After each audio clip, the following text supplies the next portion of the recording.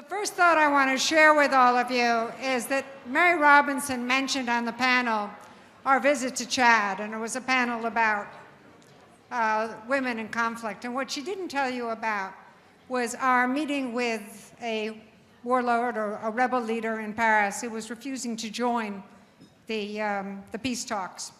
And it opened with him yelling at Mary. And don't ever yell at Mary. She was pretty stern. But then Ngozi Okonjo-Iweala, the former finance minister of Nigeria, leaned forward to this man and she said, "I am of Africa.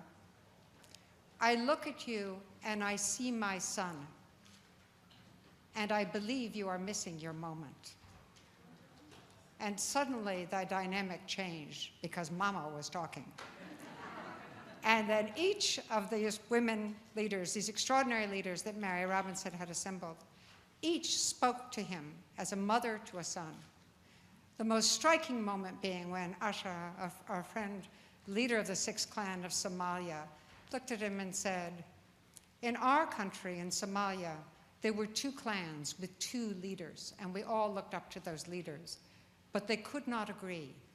And then we had 24 clans, and our country fell apart, and nobody can remember the names of those first two leaders of the two clans." Suddenly it looked different to him. At this moment, we want to make a quick transition because last night I mentioned to you that we've entered into a partnership, this time with the Lehrer NewsHour.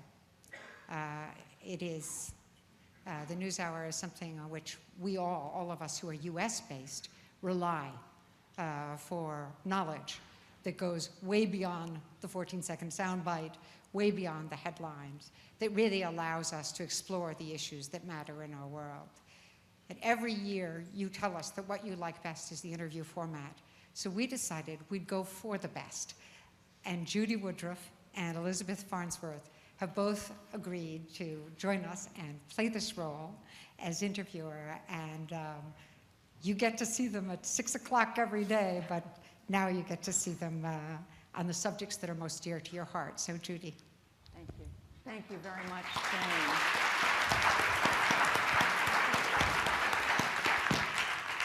Thank you so much, Jane. I am thrilled to be here. I've been with you since this morning and have just been touched and more than touched by the stories that we've heard, the discussions that you've had, and I think of so many others who are in journalism or in Washington, which is my home base, and other parts of this country. I think of an organization I actually helped to found called the International Women's Media Foundation, a group of women journalists from all over the world. I would love for every member of that organization to be hearing what I'm hearing today, because I think what you have are the makings of stories for print, stories for online, stories for television and radio that need to be shared with the rest of the world. And I think it's something that all of us in this room can think about. You know, how do we get these stories out there? Because that's the beginning of. You begin with the solutions in this room, but getting the word out can make the impact so much greater. But I am truly thrilled to be here. I am one of those on the NewsHour who is by definition a generalist, because on any given night I may be asked to do something about the housing, the mortgage crisis in the United States, or the next night it's the war in Iraq, then it's the Colombian Free Trade Agreement, and then it's healthcare reform. And I will tell you that the story that I've spent the most time on this year is this, I guess you'd say, lighthearted competition among some ambitious politicians in the United States, also known as the presidential campaign, which has gone on far longer than any of us expected it to, and I think which has been eye-opening in so many ways, and of course not a lot lighthearted about it. So for me to be able to sneak away for a day to be part of this discussion is an extraordinary privilege. and a sobering privilege for me. This plenary, which has been titled, I want to get it exactly right because it makes a difference, has been titled Looking at the Economy and the Role of the Economy in Nations in Crisis, is, I'm told, the main opportunity you have during the forum to focus on entrepreneurship and social change in the broader conversation you're having about human security and human rights. We've been hearing so much, of course, for the last few hours, and you have for the last 2 days, about countries in conflict and in crisis. And what we want to do during the next hour and 15 minutes is to consider how to create an economic space in these countries so that once a crisis has ended, they're able to move ahead. We have two extraordinary individuals joining us for this discussion. Their longer biography is in your program, but I do want to read just a paragraph or so just to make sure everyone here knows who you're going to be hearing from. On my right, on your left, Dr. Larry Brilliant is the executive director of Google.org. In his role, Dr. Brilliant works with the company's co-founders to define the mission and the strategic goals of Google's philanthropic efforts. He is an MD and an MPH. He's board certified in preventive medicine and public health. He's a founder and director of the SIVA Foundation, which works in dozens of countries around the world, principally to eliminate preventable and curable blindness. He lived in India, working as a United Nations medical officer for more than a decade, where he played a key role in the successful World Health Organization effort to eradicate smallpox. So please welcome Dr. Larry Brilliant.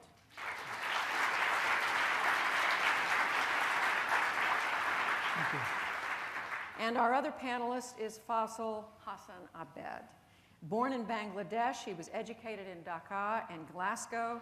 The war, 1971 Liberation War in Bangladesh, had a profound effect on him. He was then a senior executive at Shell Oil. He left that job, went to London to devote himself to Bangladesh's War of Independence. There he helped to begin a campaign called Help Bangladesh to organize funds and raise awareness. When the war was over, he returned to his home, the newly independent country, to find his beloved home country in ruins. Millions of refugees who had sought shelter in India during the war started coming back. He set up something called BRAC, formerly called the Bangladesh Rural Advancement Committee, to rehabilitate returning refugees. This led him and BRAC to deal with the long-term task of improving living conditions of the rural poor. He directed his policy toward helping the poor develop their capacity to manage and control their destiny. Please welcome Fazle Abed.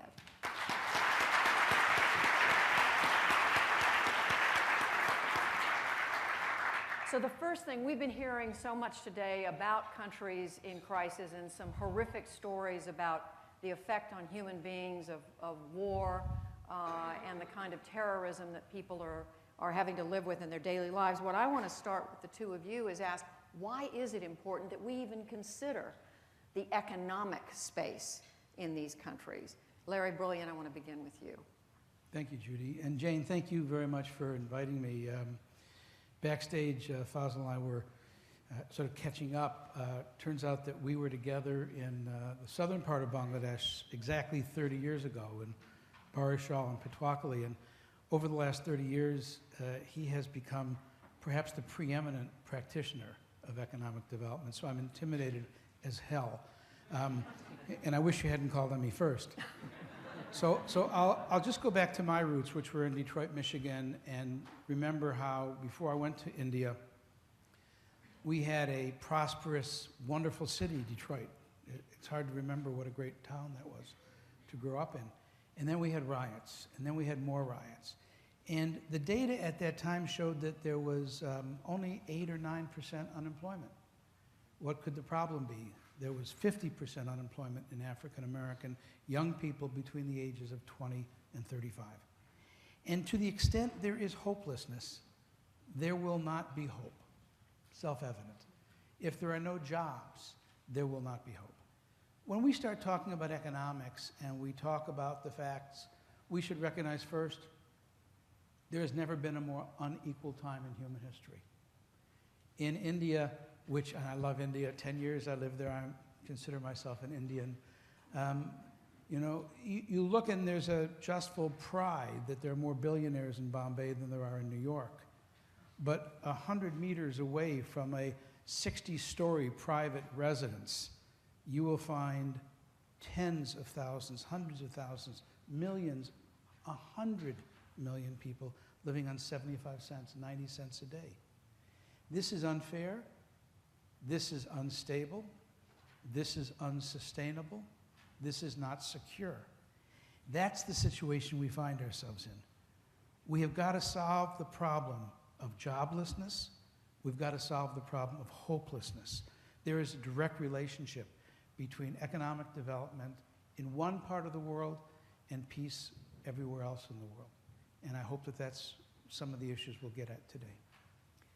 Fazle, Abed, not just in Bangladesh, but in the other places where you're now working, where BRAC is working, why does it matter that we look at the economic piece of this?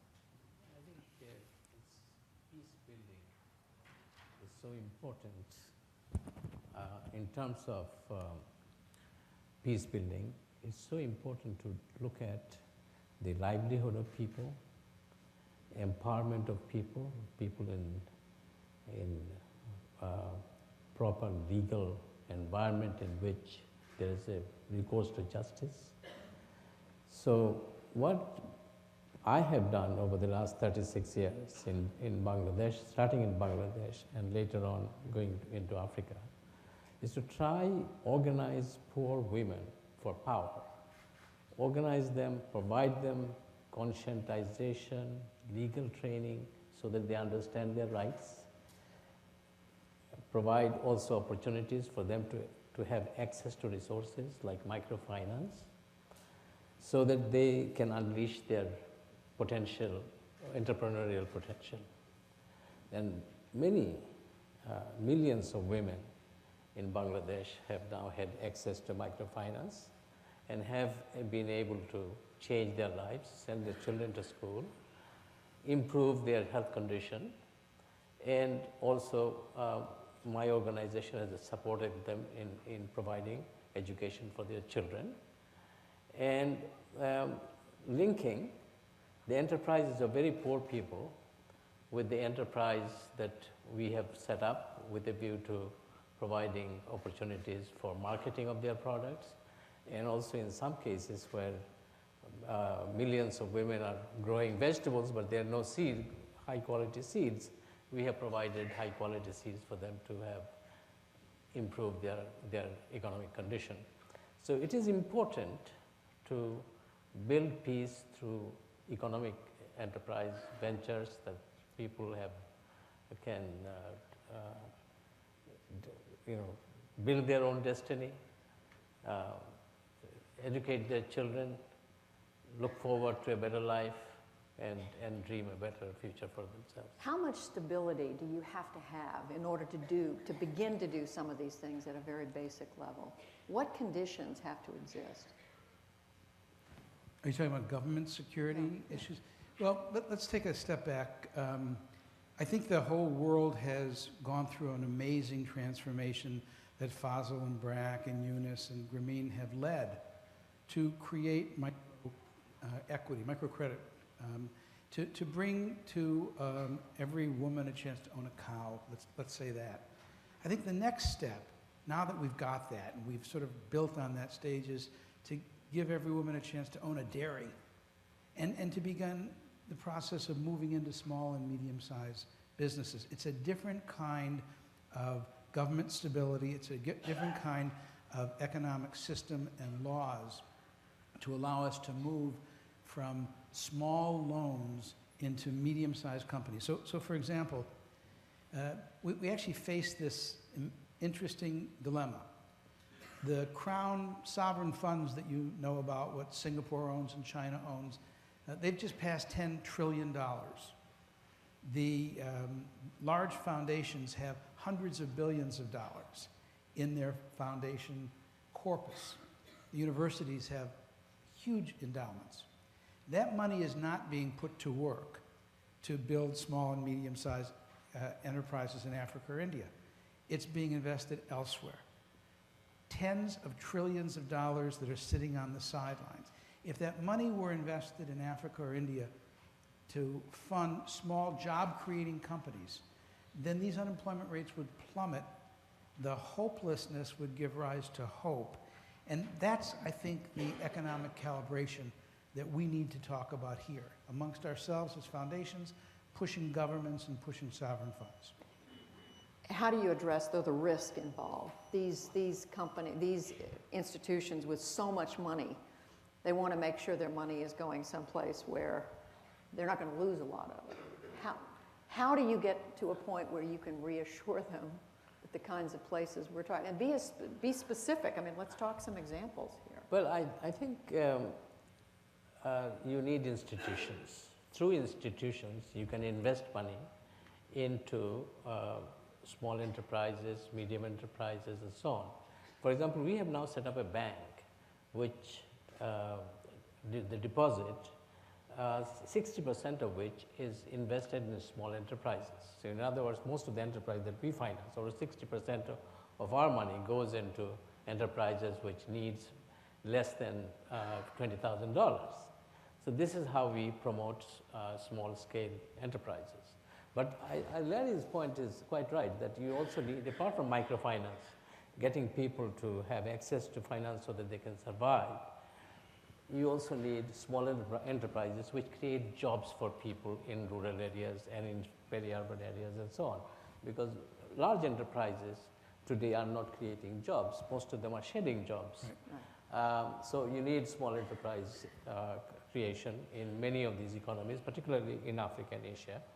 But also, you also need the other kinds, the enterprises which connects the poor's effort to either market their products or to provide input for whatever activities that they're undertaking. And this is the kind of what we call program support enterprises, to get poor people to enterprises to be supported by enterprises which provides either input or market their products. What's an example? An example is, let's say that BRAC, my organization, has got 400,000 women who have got 1 cow each, and each of them get about 1.5 liters of milk a day. Now all of them can't have access to market.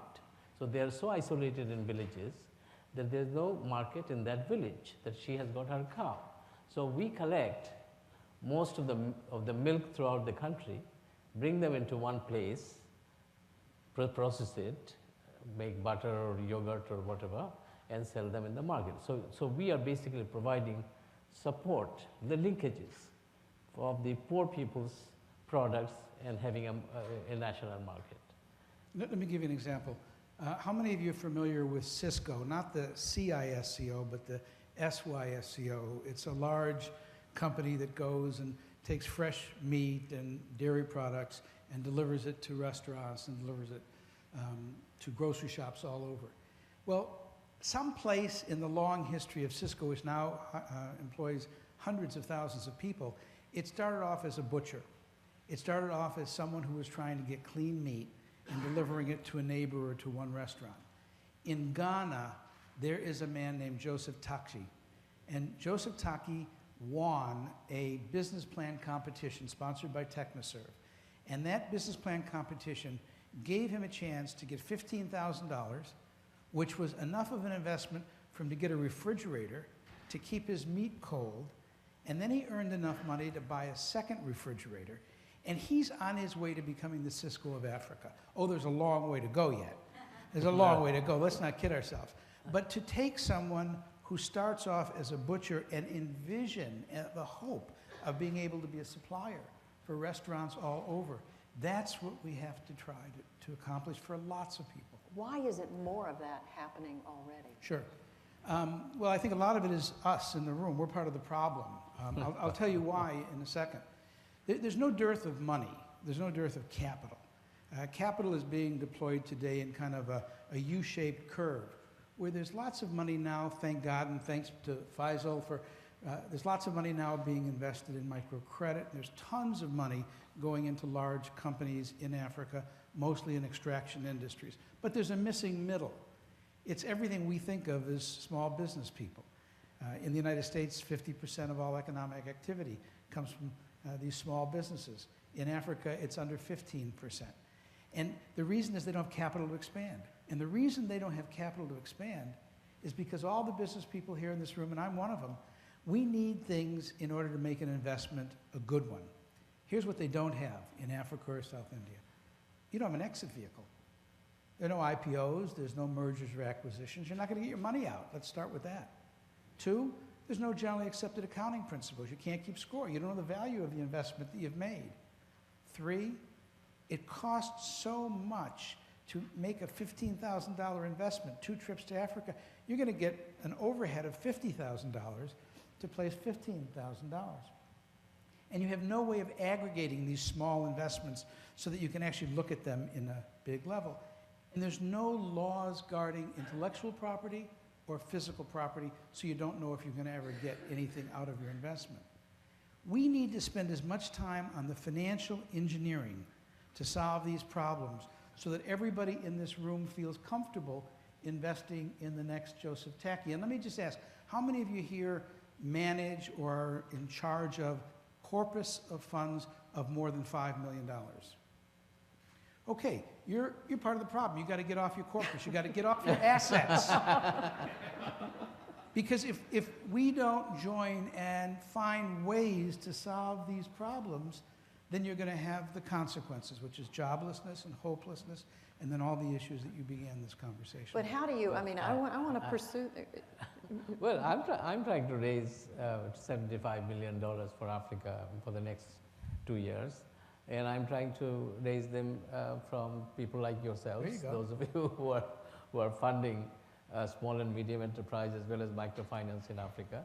And these are the kind of vehicles which are needed to be able to access, to provide access to small entrepreneurs. So I think my organization is an answer to one of the problems which is lacking, providing Which is putting the investor together and lending money to the. But what about these conditions that Dr. Brilliant just described that don't exist, the intellectual property protections, the legal infrastructure, the financial infrastructure, which I don't pretend to understand, that just doesn't exist in some of these places. But you see, one of the things that we have been working on for the last 30 years is that most poor people, we found that without collateral, lending without collateral has got a higher return. In other words, most of the money, 99% of your money lent without any collateral comes back to you. And that has been shown time and time again in every microfinance program in the world. Microfinance. And you're making a and distinction between small enterprise, we have been at it for the last 10 years or so, small enterprise lending, over $5,000. And our experience has been the same. The poor people without collateral tend to be more aware of their responsibility to repay the loan so that they can get another one next time. So it's very important for them to, and so it hasn't been one of the factors which sort of stopped people from lending. I think if you can develop a methodology by which you know your customers well, and you can basically also have worked out a system by which you can ensure that the money is repaid. In other words, you have to teach your loan officers how to really look at the cash flows and how and what is the likelihood of this cash flows materializing and your loan being repaid. But again, to clarify, you're talking about micro enterprise. Micro or even small. And how do you scale up? I mean, what are the issues involved in scaling up to something, the next step up, whether it's, you call it mom and pop or small business or? I think we build on the successes that Fazle has had, and we build on the successes of this entire industry, which is now almost matured in microcredit. The difference, though, is a transition from debt to equity. Because debt while it has a higher repayment rate, it's a more secure method of investing, it does not provide the entrepreneurial Beetlejuice that you need to have in order to take a risk to go and buy a piece of land, bring it, import a piece of machinery, get another refrigerator. Why not? Because you dare not fail. We're so spoiled in America and most of Western Europe, we think of failure as a prelude to success. When you're being interviewed by an investment banker or a venture capitalist, they look for your failures as badges of, well, he doesn't have to make that mistake again. We have a very tolerant attitude to mistakes. That's not true when you live in a community where people don't have another dollar to lose. And so you dare not make a mistake. If you borrow money, you will pay it back. Everything in your life is at stake. If you take equity, you are liberated to some extent from that fear. And you won't find a company in Silicon Valley that was started with debt, will you? And so we need to move the financing of SMEs, small and medium-sized enterprises, from debt to equity. But we need to be mindful of the fact that it's a totally different world out there. Total amount of money invested in SMEs in Africa and South Asia, including India last year, $900 million, less than $1 billion. Sovereign funds have more than $10 trillion. It is an amount that is shameful. And so we need to understand the legitimate concerns of investors, because we are all investors, and we need to solve those problems. We need to make the world safe for investments in SMEs. Again, okay, so if you want to get from here to there, what are the first baby steps that need to happen? Just in very tangible Generally terms. accepted accounting principles, an understanding of how your loan... Where? Everywhere, whatever country you're everywhere. working in. Whatever country you're working in. But you can't just snap your fingers. No, there's nothing about this which is snap your finger easy. This is going to be a tough slug, but it's worth it. It's the ultimate way in which this grave disparity between the rich and the poor, countries and people, will be bridged through job creation. Another thing you need to do, we need to figure out ownership rights. One of the biggest things that we've learned over the past 10 years, we've learned some bad lessons from the subprime mortgage fiasco, but people's homes are collateral to some extent for the mortgage money that gets them started in businesses. You have to have title to your house in order to do that. You can't do that in much of the world. So you've got to have an understanding of physical and intellectual property. You've got to have an exit vehicle strategy, a generally accepted accounting principle of some kind. We have to lower transaction costs. We have to find clever ways to lower transaction costs. We can't send 3 people to Accra on 2 different trips to make a $15,000 investment. We need to find a way to aggregate those opportunities in some format. I saw Jacqueline Novogratz, who's a pro at that. That's what she's been trying to do all of her life here, is to find a way to solve some of those problems. We need to join people like her and Bruce McNamara, who I saw from Technoserve, and so many others that have been really at the forefront of trying to solve those problems. Fazle, Abed, how many of these things that Dr. Brilliant's talking about exist, for example, right now in Bangladesh and in these other countries you're working in? I think quite a lot of things exist in Bangladesh. Bangladesh has been quite... Generally accepted accounting principles? Quite, yes. Apart from that, I wanted to also come to the other points, that in Bangladesh in 1975, when we started working there, the infant mortality rate in Bangladesh was 250 per thousand. Now it has come down to 65. Yeah. So, and that has also, in tandem, brought down the TFR, which is children per woman, from 6 to 2.7. So that has also provided opportunity for women not to be able to having to look after 6 children. Instead, now she has to look after only 2. And secondly, also her health is better, her life expectancy has improved, and she can also get into businesses of different kinds. And what were the conditions that it took for that to take place? What had to happen for these? A lot of work on infant mortality reduction through immunization, through oral rehydration therapy extension, and reproductive health work in rural Bangladesh over a period of time, which has brought about dramatic change in the conditions in our society, which can now look forward to a much better economic growth through participatory development in our society. And what about translating that to some of these other countries in crisis that we've been hearing about today, whether it's on the African continent, Sri Lanka, Sierra Leone, yes. Or to Asia? This is exactly the kind of hope that I have, that I've now gone into Africa to try and bring about similar kind of change that I've seen during my lifetime in Bangladesh happening.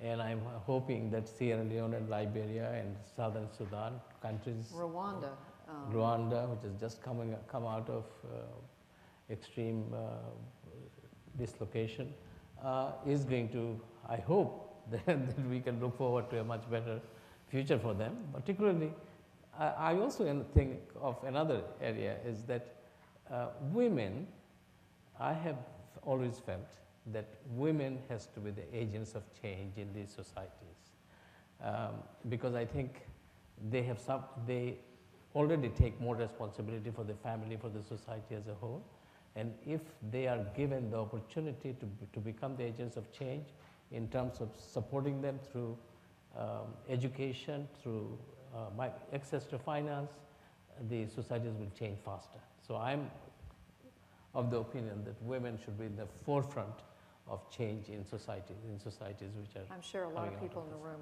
would agree with that. And is that true? We've seen that true when it comes to micro-enterprise, but is that true everywhere? I mean, everywhere you've worked around the globe. I mean, do you see women as a stabilizing? Oh, you know, at universities, when you do multiple logistic regressions, and you statistically try to say what is the single most important determinant of whether a child will live or die over a period of time, and you can add everything in. You can add food and economic development and water, schooling. The single most important person is the literacy of their mother. There's no question. At every study you look at, the determinant, which is the most important for whether a child will live or die past the age of 5, is the literacy of their mother.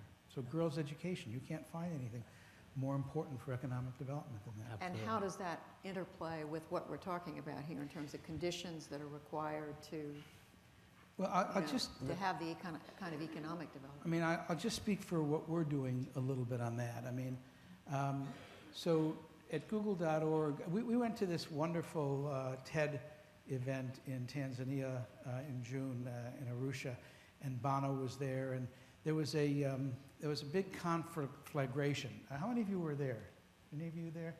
There was a big fight, and the fight was sort of between African entrepreneurs and Bono, and it was a fight between trade and aid. And Bono and Jeff Sachs perhaps would represent an increase of aid, and the entrepreneurs that wanted more trade. And it was like going to a Michigan-Ohio State game, trade, aid, trade, aid, trade, aid. And it's really, it's a distinction with no difference. It's a false choice. If you talk to poor people living in poor countries, they won't tell you they want trade or aid. They want two things. They want a job or a livelihood that gives them the dignity of labor that they can use to raise their children and give them a life better than they had. And they want the governments or the churches or the public sector that's made commitments to them about healthcare and education and water to keep those commitments. That's all. You hear it over and over again. Anybody who's worked in the developing world, that's what people want. And so we're looking at trying to improve those two aspects of life in rural areas. On the one hand, by finding those governments that truly want to educate the kids and helping them. Many of these are governments that are post-conflict, they're post-colonial, they're post-Soviet. They've not had experience in running large-scale, efficient corporations or governments. So what Google's trying to do is to give them some of the tools and provide some of the tools to increase the efficiency with which education, water, and perhaps health are delivered. And then on the other hand, the communities. They don't know whether the school is supposed to be open 1 day a week or 5 days a week. They don't know whether the health officer is supposed to be there 2 days a week or 5, and the water is supposed to be brown or white. So if you can map for them what their health care looks like, their education, and their water quality compared to everybody next door to them, and show them you can activate an activism, bad two words together, in the community. So that's what we're trying to do, is to improve the way these services are delivered, improve the ability of communities to demand those services, and then fund third-party evaluators who can actually look into the surveys or other ways of finding out whether those services are being offered. And then we're doing everything we can to increase job-creating companies. We've announced a small fund with Omidyar and Soros, where we're going to be making investments in small and medium-sized enterprises. We'd like to scale up that kind of activity. We would like to work with anybody here who has any idea on how to address those 5 obstacles to getting the torrent of trillions of dollars unleashed to go into investment in these SMEs. So that's our side, is to look at those 2 things, that try to answer what we hear back from villagers that they want. A little better services and an opportunity for a job or a livelihood. How big, we know that Google.org is addressing, I guess it's 5 areas. How big a piece of that is poverty? Oh, it's huge. Of our 5 initiatives, 2 are the ones I just spoke to you. One we call Inform and Empower, the other we call the Missing Middle, or trying to improve financing for SMEs. Those 2 are 40% of our work. Mr. Abed, do you agree that with Dr. Brilliant that it's a false choice, grants aid versus investment? It is a false choice. I mean, it could be either or all. But I think one of my disappointments about development in Africa and Asia has been that most of these development efforts has been small in scale. They are all pilots. Nobody scales them up to cover the entire nation. That's right. And that's what has been lacking Why in haven't Africa. they? Because everybody is sort of satisfied with small achievements. I think people are not ambitious enough to get poverty eradicated or eliminated to a large extent. I think education, when we talk about girls' education, we are quite happy to have 60% of the girls educated. Why not 100% of the girls educated? Why not everybody educated? Why not every woman having access to finance? So I think all of us are not ambitious enough to try and remove poverty out of this world. And I think one of my, I have always been promoting scaling up programs, particularly with my colleagues who run programs in Africa and Asia. And I'm telling to this crowd also that I still feel that we are not doing enough in large enough scale to remove poverty. Dr. Brilliant, why do you think there's a fear or a reluctance to scale up and be ambitious, as Mr. Abed said? We have 40 years of failures. Yeah, I think one of my biggest disappointments in coming to Google was when I was being interviewed and we looked at the areas that the founders were interested in: economic development, poverty, and climate change, and health. I said, I don't feel qualified to do anything in economic development. I have a rusty, old master's degree in economic development. It's 30 years old, and certainly everything will have changed by now. My biggest disappointment is that it hasn't changed. The things that Francis Fanon wrote about in the 50s, they're still the major determinants of poverty. And even though we've had extremely interesting and important special cases that have emerged from poverty, each one is something special and unique, and we've not cracked the code that can be applied everywhere. That's my biggest disappointment. So when people enter the field, they look upon a landscape literally littered with the carcasses of jeeps and methane factories that were brought in for bringing about job creation. So we need to apply the lessons we learned from business. We need to be results-oriented. We need to have a plan. We need to really look at the entire universe.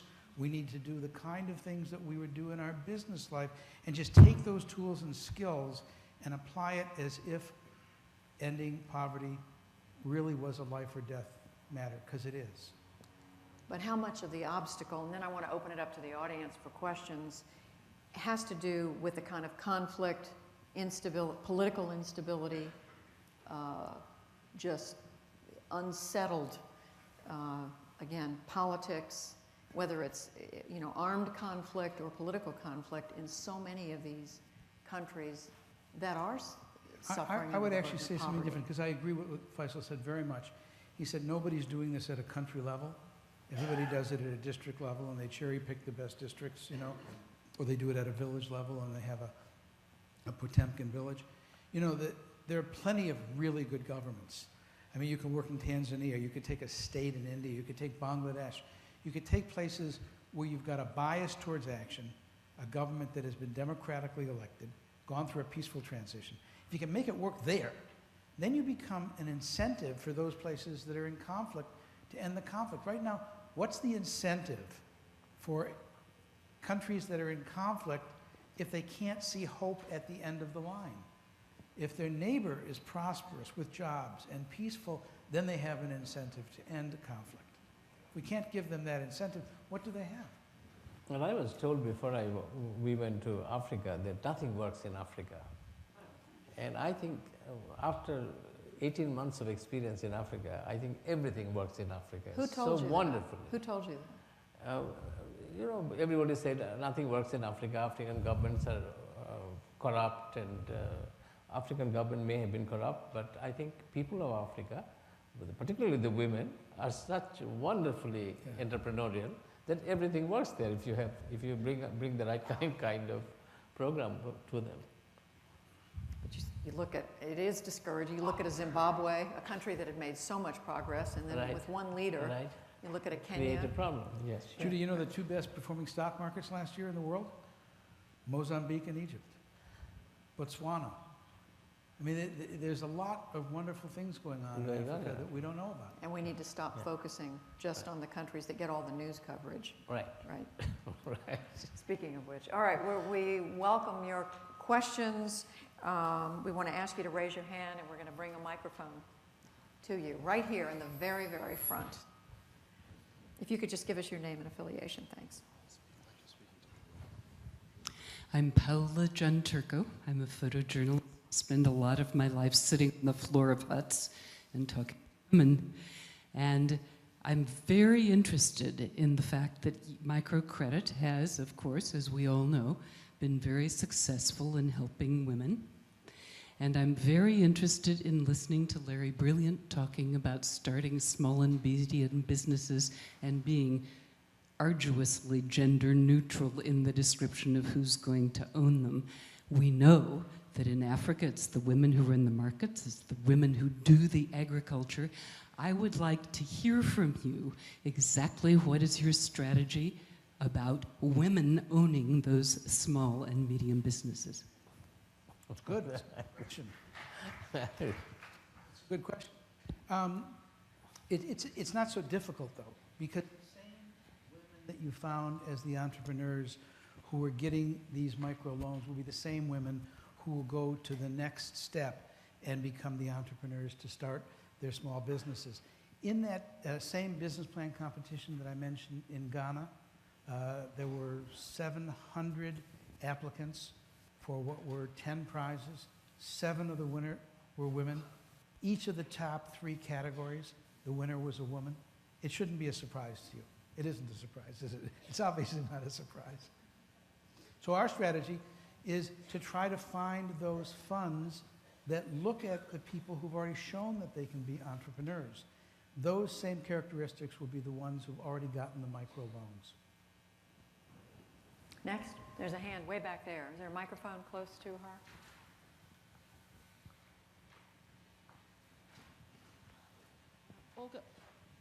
Olga Alexeyeva, Charities A Foundation.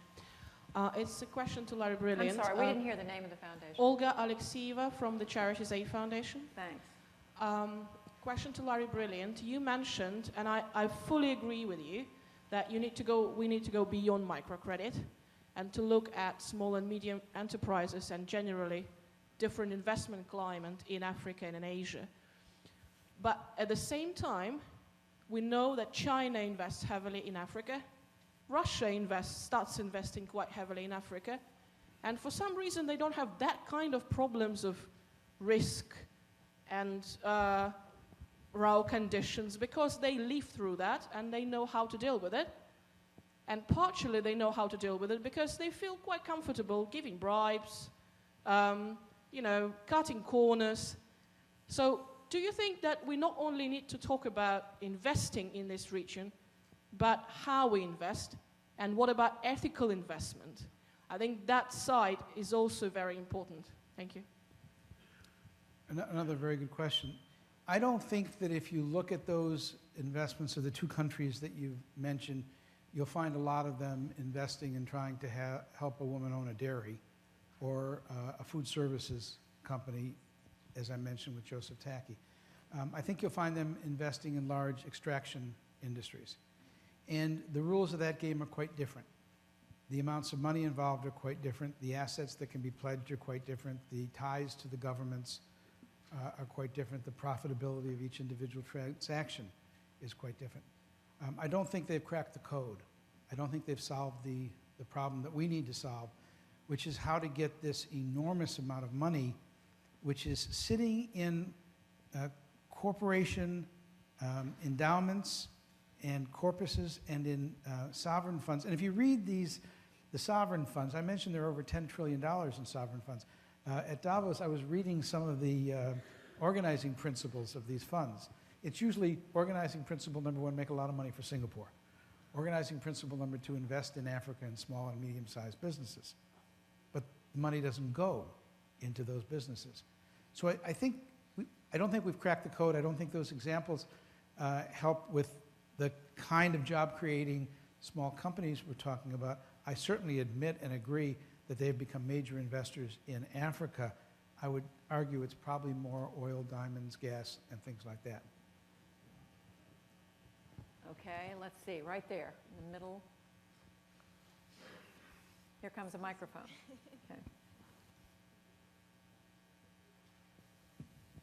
Okay. My name is Allard van der Ham from Hevels. Could you stand up, please? My name is Allard van der Ham from Hevels in the Netherlands.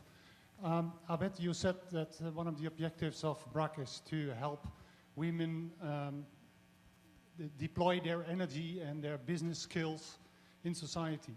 In the previous session, we have focused on the role and the position of women in conflict and post-conflict countries. I know you have started working in Afghanistan. How is your work impacting on the position of women in Afghanistan? Well, we decided that we'll only work with women in Afghanistan. So as a result, what all our borrowers, all 200,000 of them, are women. We have also decided that all our field officers are going to be women too. So we have all our loan officers are women also. So in fact, in Afghanistan, we work with women in providing financial services to them, and also our main focus of healthcare is women and children.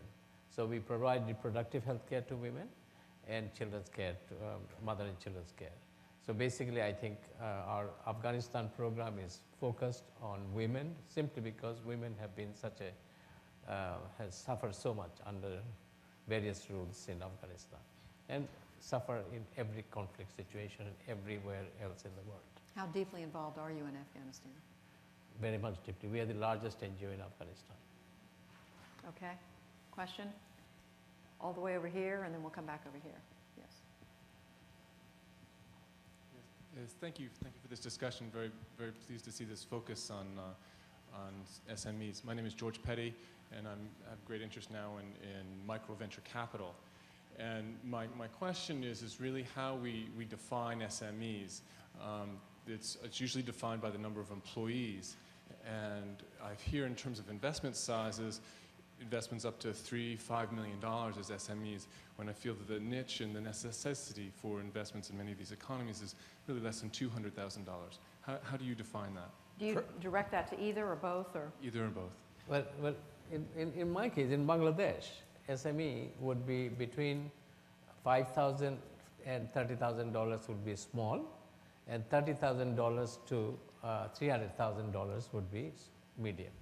Beyond that, $300,000 and above, we'll call corporate loans. So basically, SME would be under $300,000. In Larry's definition, it would be quite different. Well, not that much different. How many of you were here last year? Alan Patrikoff of Apex Capital, from this stage, he told the story of going to Africa and meeting with the African Association of Venture Capitalists.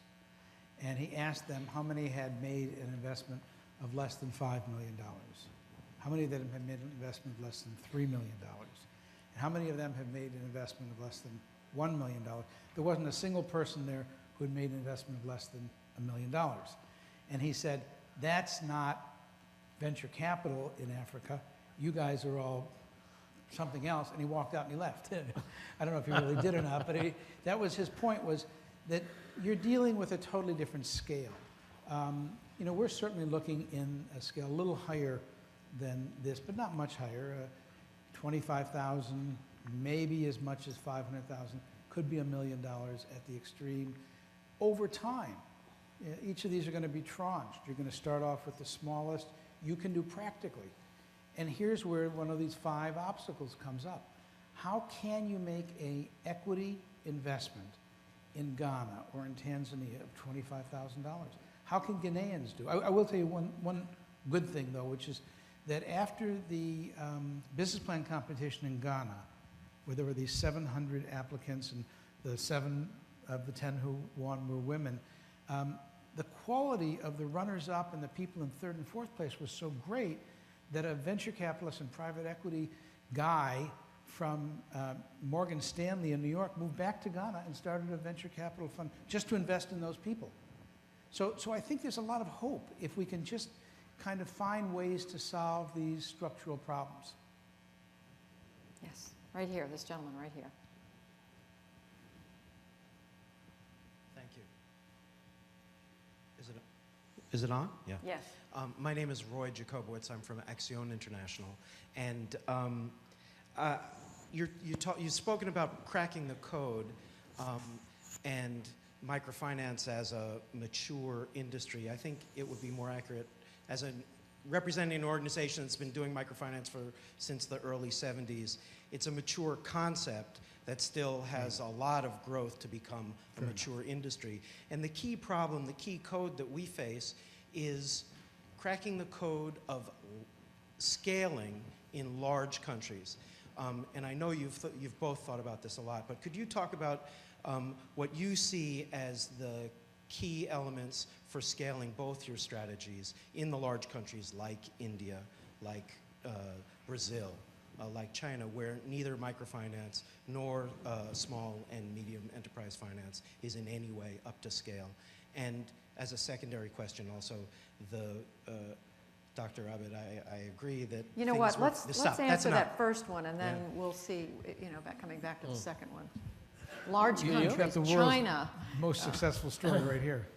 Well, I completely agree with you that we haven't anywhere near the number of people who should have access to microfinance. We haven't got anywhere near that. In India, my reckoning is that more than 100 million people should have access to microfinance, but no more than 15 million probably has it. In China, it's probably less than 5 million having access to microfinance, and there could be, again, about 70 to 80 million people should have access to microfinance. Another problem in China, the definition of poverty line in China is 72 cents. And in most other countries, the definition is $1 per person per day. So China actually counts the number of poor below the poverty line. So if the definition was the worldwide definition, then the Chinese poverty would be more like 250 to 300 million people below 72 cents a day. Yeah, that's their poverty line. So it's much lower than most other people's poverty line. So anyway, China also should have 70 or 80 million people. Families should be on access to microfinance.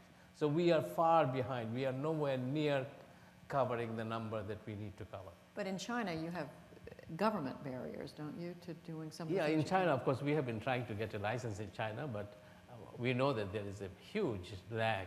The government is trying to do a little bit, but their program is very small. And I know Axion has been trying to also. Yeah, you just got lost. In outer Mongolia. Inner Mongolia. Way back there, the gentleman with his hand up there. And then we'll go there and then come back here. Hi, my name is Tom Hazlett. I can hold it, thanks.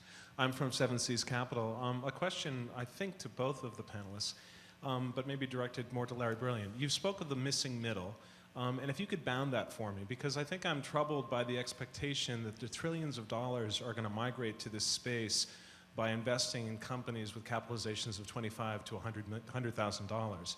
And it strikes me that there may be a tremendous opportunity in some of these countries to invest in companies where perhaps $2 or $3 million or $4 or $5 million would be significant and have transformative power.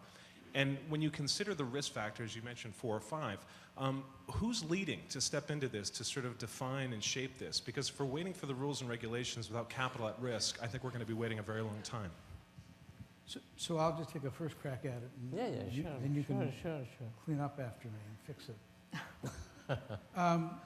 We're aware of about a dozen funds that have been formed in the past year alone to invest in Africa and some of them also in India. So there's a beginning movement to put funds together and to make these investments. But they're never more than $30 million funds, $40 million. I mean, they're just beginning at that level. I tell you, let's take a step back and consider for a second, what if we have solved that problem? And what if we've cracked the code for those 5 obstacles and we have unleashed this amount of money and jobs are being created and we all live happily ever after? What would it have taken? And I think about something like a micro-cap mutual fund that floats in the United States, maybe a unit fund that floats on a stock market so you could go in and out of it and have full liquidity. But that fund itself invests not in 10 or 20, but in 1,000 small companies, own small shares of maybe 10,000 companies in a country like India or 1,000 companies in a country like Tanzania. It's a long way away. The regulatory hurdles are really difficult. All the cultural investing habits are really difficult. But that's what it will take in order to scale up in answer to someone else's question. Nothing like that exists today? Well, we have it in the United States. We have micro-cap mutual funds that exist today in the U.S., and we've got lots of private equity funds that are able to diversify their risks like that. There's nothing like this in the countries that we're talking about, and there's good reasons why there aren't, not just the obstacles I mentioned, but regulatory issues. International commerce is still not as transparent as we would like. But that's what it will take, and once we are able to, I guess my appeal to everyone is that it's worth working on these obstacles. It's worth thinking about and talking about them, because once we can solve them, we can do a tremendous amount of good. Let's see. Back there, the woman standing with the hand up. Let's see.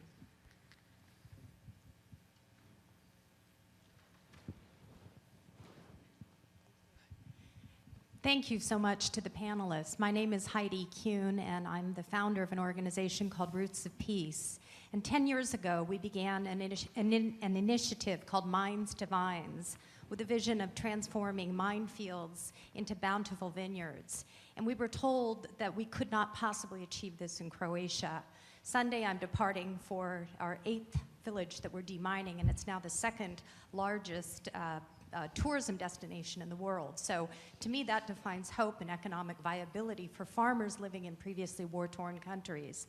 My question to Dr. Brilliant is, how do we leverage that? We're working now in Afghanistan, replicating the Minds to Vines, but of course with deep respect to the Muslim culture, never fermenting those grapes, because of the deep respect for not drinking wine. But it's creating alternative agricultural crops for farmers. Instead of poppies, they're able to double their income and export to India, Pakistan, Delhi, and Dubai, and also create jobs for women who right now this spring are planting pomegranates in Badakhshan and also almonds in Jalalabad. How do we leverage, how do we scale, how do we integrate rather than think of silos, but look at this in a way that is comprehensive? And we'll let Mr. Abed comment on that one too. I want him to comment first. I think it's a wonderful idea. I also interviewed farmers who are growing poppy in Afghanistan to try and get them to do alternative crops. And most, at least half a dozen farmers that I interviewed, all of them said that if they had irrigation and can grow 2 crops, then they don't have to grow poppy. So basically what they were asking for, an investment in irrigation infrastructure so that they come out of poppy. But I tried to get them to grow mulberry trees so that the silkworms, they could rear silkworms and get lots of their women employed in silkworm rearing, spinning, weaving, and so on, and become another Italy in course of time. But it didn't work. Larry, you want to say? Oh, Heidi, I wish I had an answer. I don't. I used to go to Afghanistan a lot from India and have not been there in quite a while. I think there is an issue of the number of crops per year that you can get, and there are certainly parts in the south of Afghanistan where I think if they weren't doing poppies, they could get 3 crops if they had not just irrigation, but also fertilizer. Yeah. I think it's an issue of infrastructure, investment, and slogging it out, but I don't have any specific knowledge about poppies in Afghanistan. Okay, we have a question right up front here. The lady in the table right here. Thank you. Edith Eddy with the Compton Foundation here in Redwood City. I am aware that Google.org, among other areas, is interested in climate change. And I'm wondering whether or not the topic that you've talked about today and that aspect of your grant making is integrated in any way with your knowledge of and strategic focus on climate change. And Mr. Abed, I'm interested in an organization based in a country that stands out in all our minds as being particularly vulnerable to rising ocean levels. How do you integrate the work you're doing with that impending reality? Larry, you want to say? So the hardest question of all. I was actually glad we got this much talked about in the area of poverty and economic development before we started talking about climate change. At one level, it's a topic that takes the oxygen out of the air. It's not just a carbon dioxide problem, because it is so important in everything that we both do. You might be seeing 100 million climate refugees in Bangladesh, and all the wonderful work that BRAC has done could literally be washed away. It is not, climate change is not something that is a maybe or a to be for people who are in Tanzania and are seeing their land become more saline and their crops unable to produce. It's not a maybe and will happen in Andhra Pradesh, where we have tens of thousands of farmers committing suicide because they are failing modernity. They can't keep up the modernity. Their lands don't produce enough kilocalories per hectare as before. So we are certainly looking at adaptation. This is the code word for secondary prevention in the climate world. And we are looking at, first we're looking at trying to predict those areas which will be most affected. We've begun a project with the Moore Foundation and with Clark University to use, it sounds almost like voodoo, but it's called teleconnections. It's observing weather patterns over 50 years and El Nino and other weather phenomena to try to predict what districts in Mozambique will have drought and famine next year, and try to go to prevention so we can know where to target interventions. We're extremely interested in water.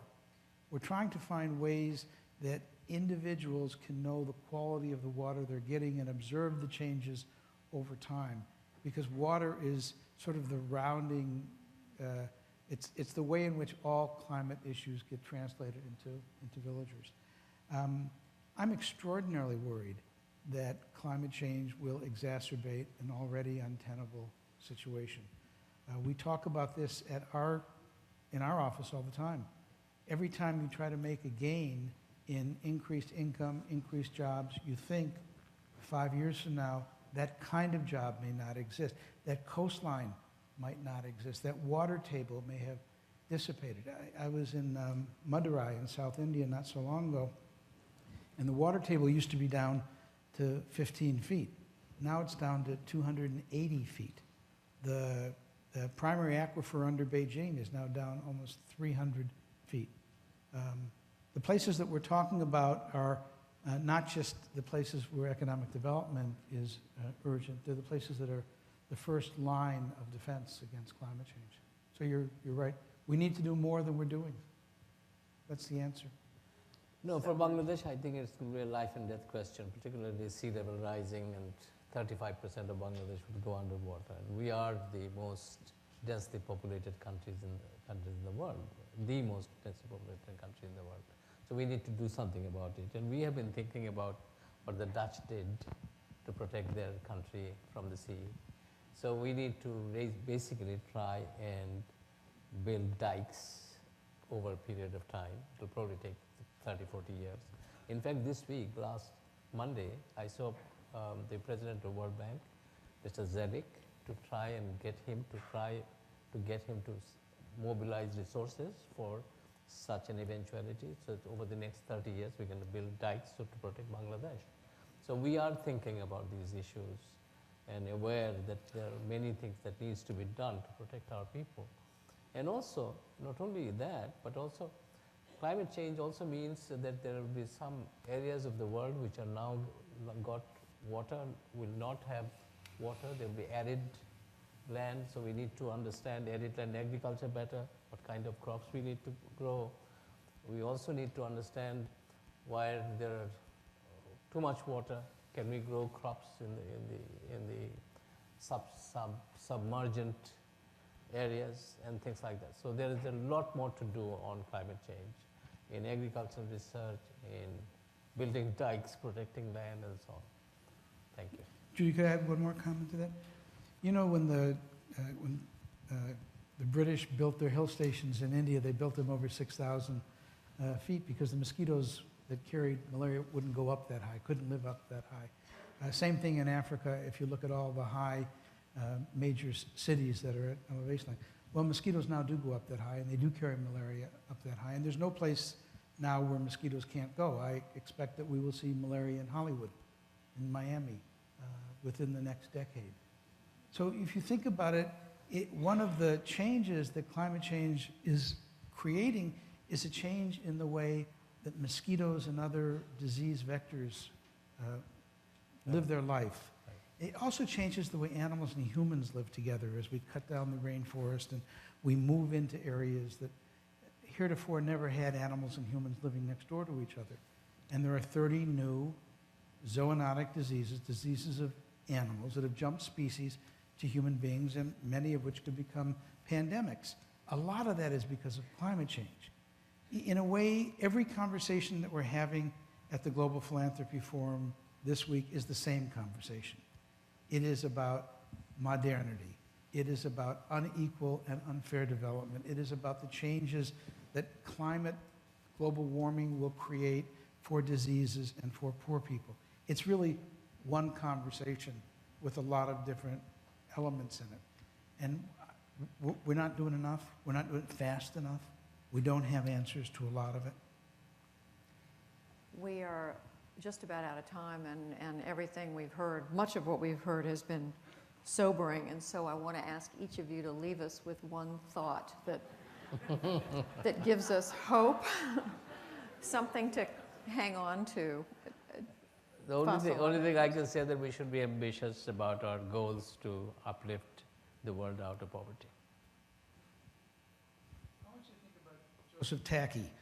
Think about this guy who started off with one refrigerator, and he almost went out of business because there were interruptions in his electrical supply. He was going to throw away the business and become a common laborer. And then he got this little bit of capital, and he got a second refrigerator, he got his own generator, and now he's on his way to having all of us work for him. And That's the way we need to think. We need to think that you've got this amazing resource of human ingenuity and entrepreneurial zeal. What we need to do is to have faith in that and find ways to solve the obstacles to bring them the support they need to flourish. And everybody in this room can make a difference. All right, before we thank formally our panelists, I need to make an announcement on behalf of the Global Philanthropy Forum, and that is to invite all of you to join the rest of us in the veranda room for the Meet the Social Entrepreneur session. This is, I'm told, a highlight of the conference every year. It's designed to provide an opportunity for grantees and their social investors and donors to talk about the decision-making processes and the change they seek to